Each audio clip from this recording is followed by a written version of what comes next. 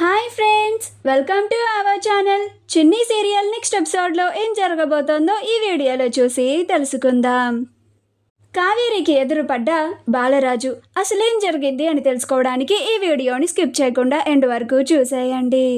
చిన్ని ఉదయాన్నే లేచి తాను వెంటనే రెడీ అయ్యి ఆ తరువాత బాలరాజు వాళ్ళ ఇంటికి వెళ్ళి బాలరాజుని నిద్రలేపి బాలరాజుకి స్నానం చేపించి బాలరాజుకి ఇంకో గంటలో మేము గుడికి వచ్చేస్తాము, మీరు కూడా ఈలోపు గుడికి చేరుకోండి అని చెప్పి తిరిగి ఇంటికి వస్తుంది.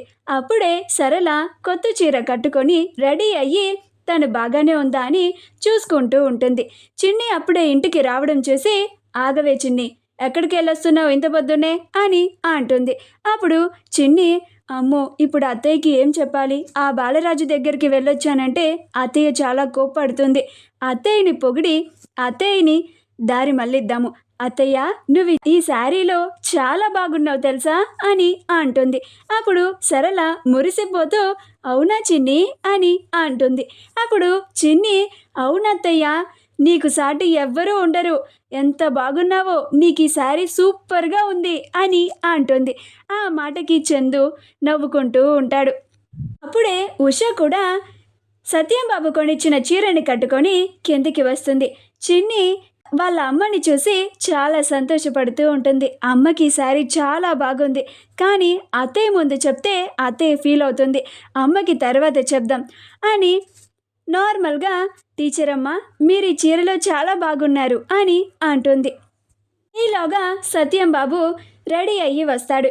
అప్పుడు చందు, చిన్ని అందరూ సత్యం బాబుని చూసి చాలా బాగున్నావు నాన్న, నువ్వు చాలా బాగున్నావు మావయ్య అని అంటూ ఉంటారు.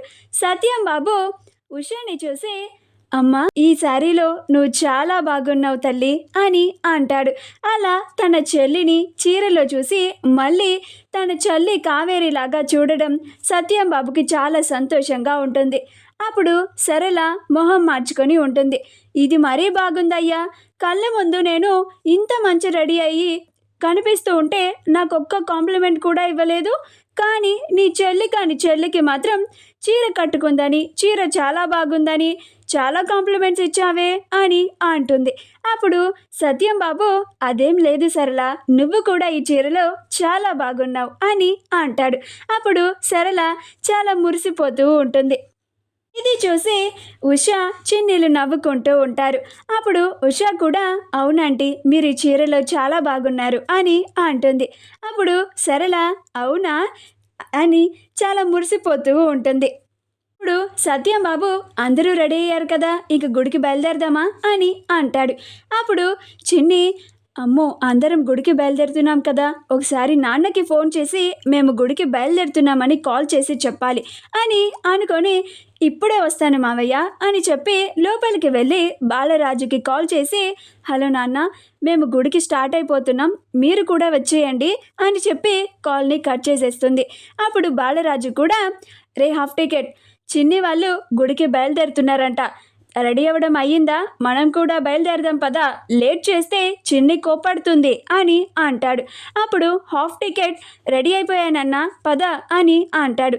అలా బాలరాజు వాళ్ళు కూడా గుడికి బయలుదేరుతూ ఉంటారు. అలా సత్యం బాబు ఫ్యామిలీ అంతా ఉషతో కలిసి గుడికి బయలుదేరుతారు.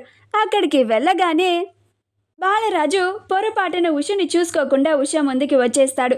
అప్పుడు ఉష గుడికి రాగానే ఈ మొహాన్నే చూడాలా అని చాలా కోపం తెచ్చుకుంటూ ఉంటుంది.